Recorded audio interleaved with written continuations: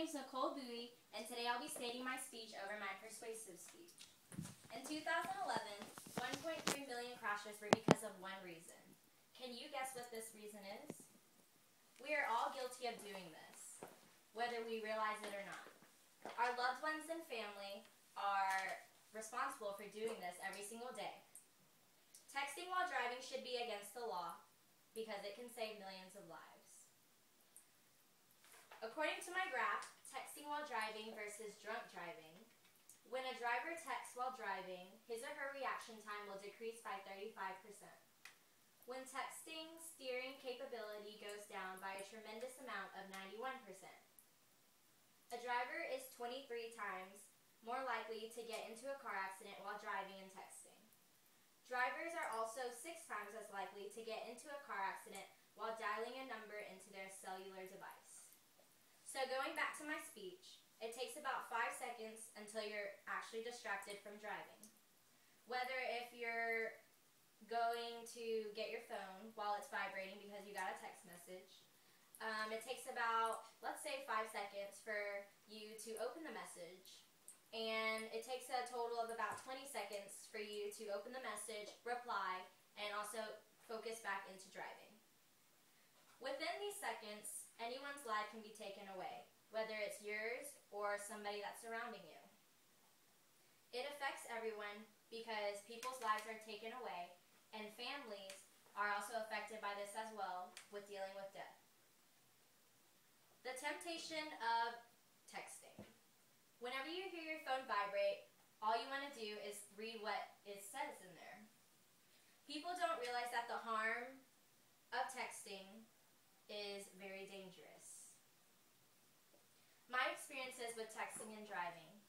One time I was texting while I was stuck in traffic on the freeway, and I looked for about a split second away, and whenever I looked away, I looked back up and I almost rear-ended somebody on the freeway. After going through this experience, I realized that I should stop texting and driving because this happened more than one time. Most people think that they are capable of multitasking while driving. It's mostly teens that feel this way because we're rebellious and we think we can do whatever we want.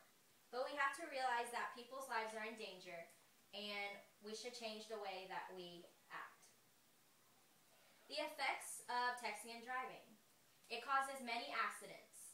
Let's say you're driving down a road and you are looking at your phone and there's a pole randomly on the side of the road and you run into it and there goes your car and possibly your life. Or if you're driving down the road and somebody is walking on the side of the road and they hit them and there goes their life.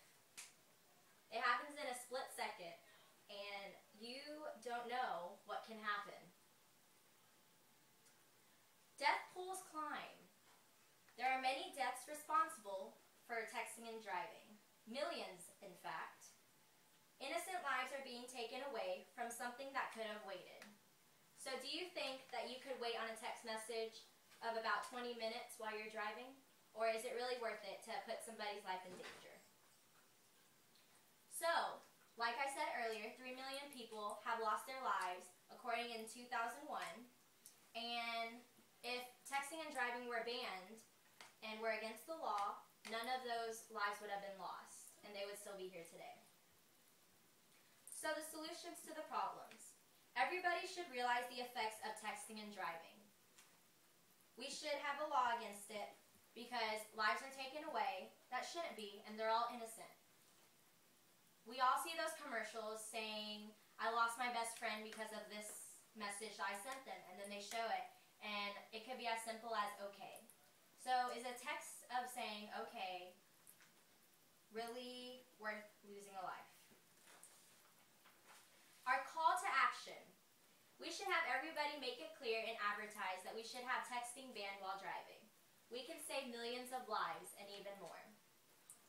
In the end, the decision is yours. Just keep in mind that we can make a difference if we want to. So, let's have texting while driving banned. A text message shouldn't be the reason of someone's death because it can wait.